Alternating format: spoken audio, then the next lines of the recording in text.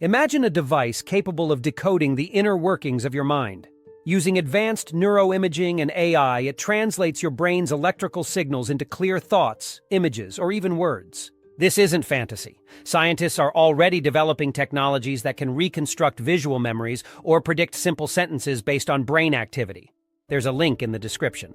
These tools are designed to aid communication for those unable to speak or move, but their potential misuse is chilling. What happens when such technology becomes precise enough to read your every thought? What if governments, corporations, or other entities could monitor your mind, judge your ideas, and punish you for what you imagine?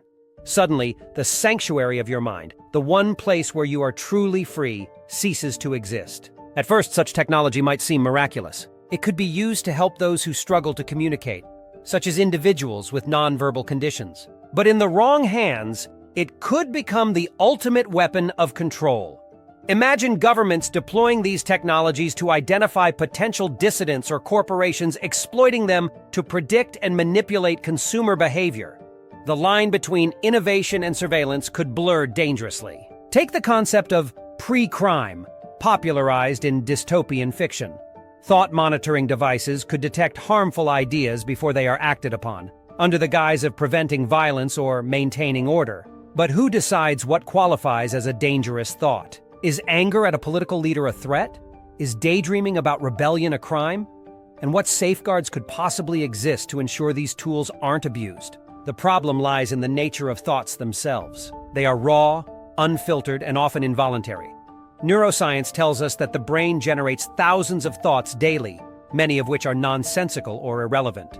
Some are fleeting fantasies, others are intrusive, unwelcome, and disturbing ideas that people never intend to act on. If we start holding individuals accountable for these involuntary mental flashes, we risk criminalizing the essence of being human. Imagine being punished not for your actions but for a momentary thought that was never meant to see the light of day. Would society handle intrusive thoughts, which are common in conditions like anxiety or OCD? For many, such thoughts are already a source of personal shame.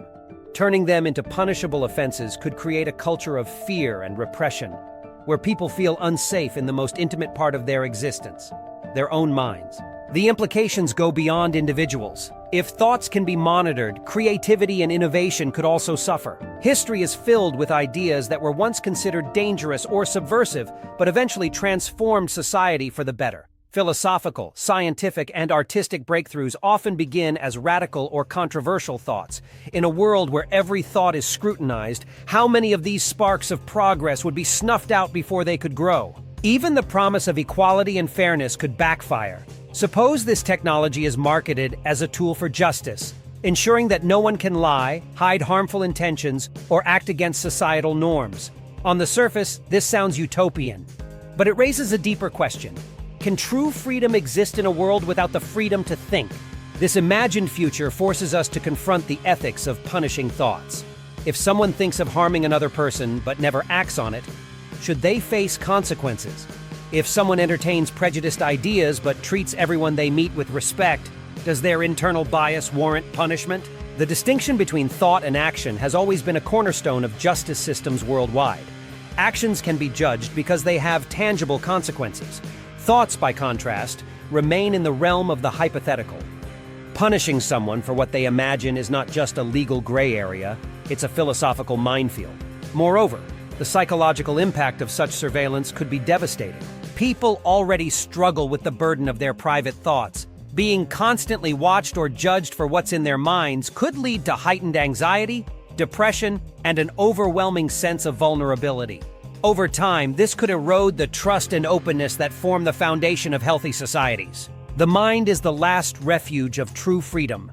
It's a space where we can experiment with ideas, question the world around us, and grapple with our deepest fears and desires. To monitor and punish thoughts is to invade this sanctuary, stripping individuals of the very thing that makes them human.